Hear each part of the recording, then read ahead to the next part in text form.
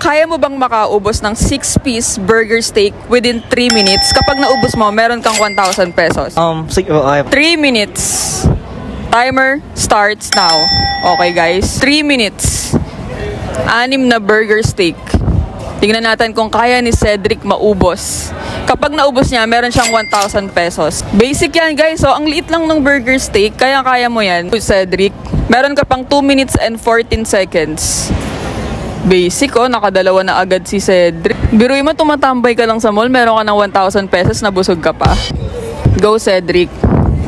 1 minute and 30 seconds. Mahaba pa na yan. Mahaba-haba pa. 1 minute and 6 seconds. Walang kakakaba ka ba? Kinakabahan ka ba?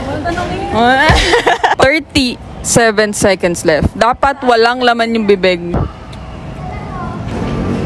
20 seconds.